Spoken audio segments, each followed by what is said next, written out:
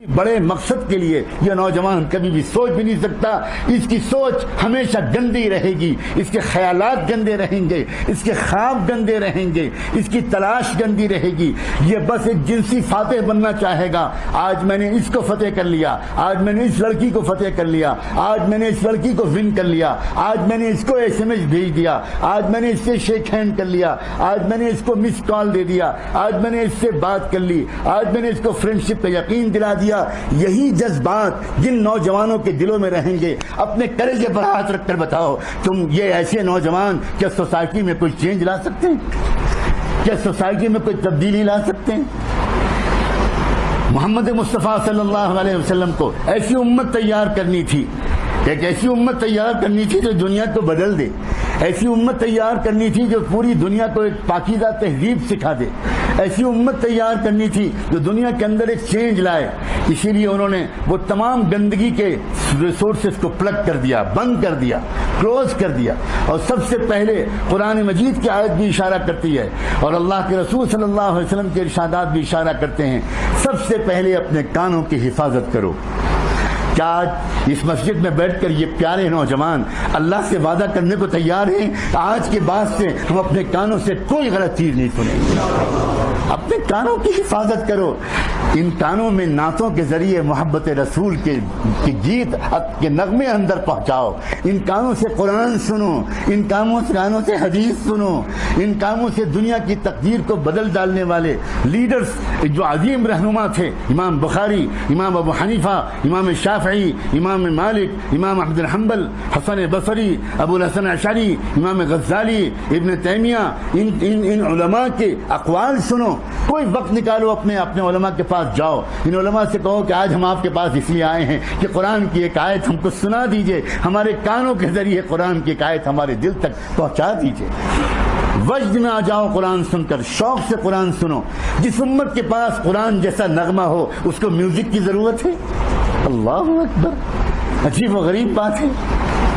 جس امت کے پاس قرآن جیسا نغمہ ہو, جس امت کے پاس قرآن جیسی موسیقی ہو, جس امت کے پاس قرآن جیسے تھرل جذبات کو ایک عجیب و غریب قسم کا سرور بخشنے والا اللہ کا کلام ہو, اس امت کو گندی شاعری کی ضرورت ہے, اس امت کو میوزک کے انسٹرومنٹس کی ضرورت ہے.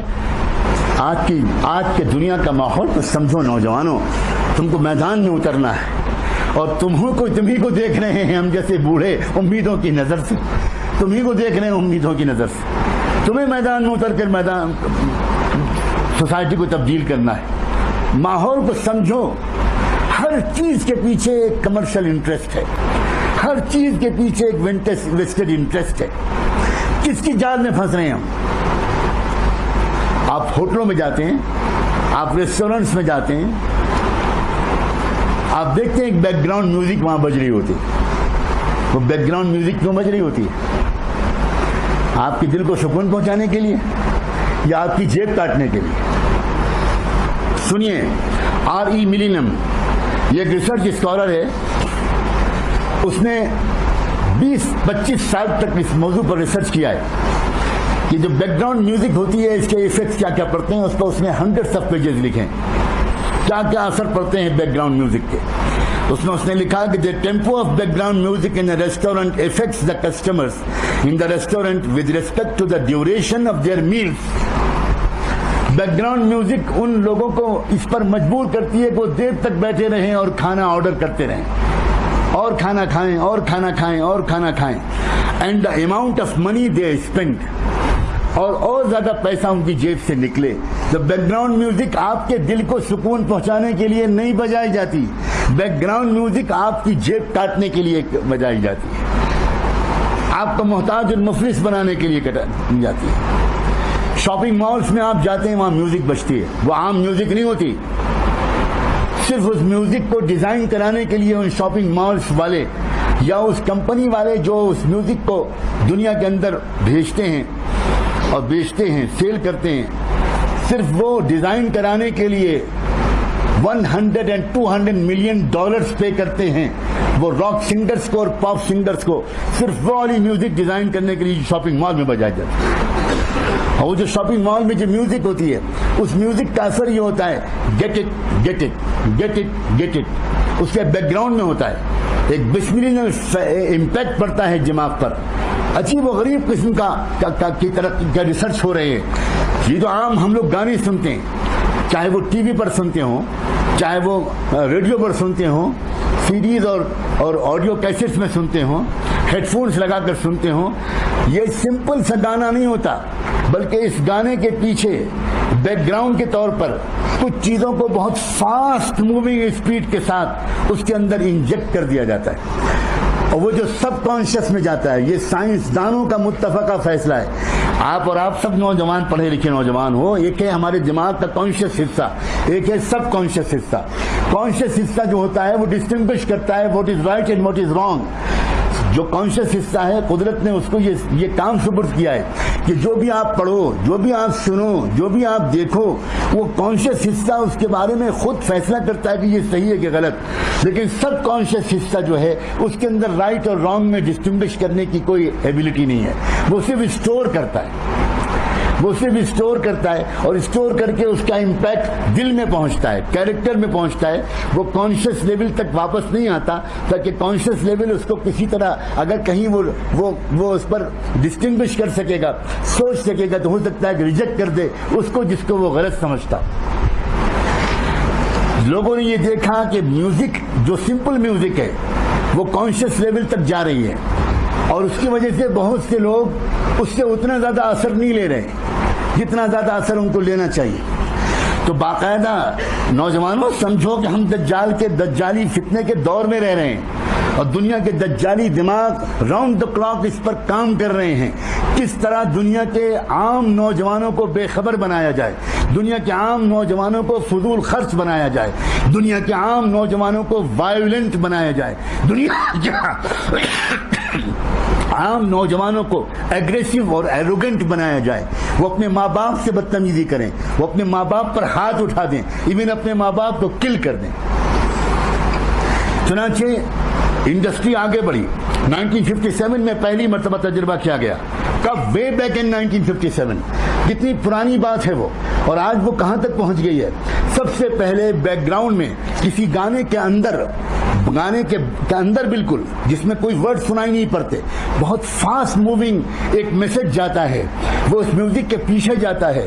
لیکن وہ میوزک کے پیچھے جو میسج جاتا ہے وہ سب کانشیس میں اثر کرتا ہے، کانشیس میں اثر نہیں کرتا. کانشیس میں تو آدمی صرف وہ گیت اور گانے کے الفاظ سن کر ناچتا اور تھرل کرتا ہے، موو کرتا ہے. لیکن سب کانشیس میں کوئی میسج اندر ڈالا جاتا ہے، اور پھر اس پر ایکسپیریمنٹ کیے گئے ہیں.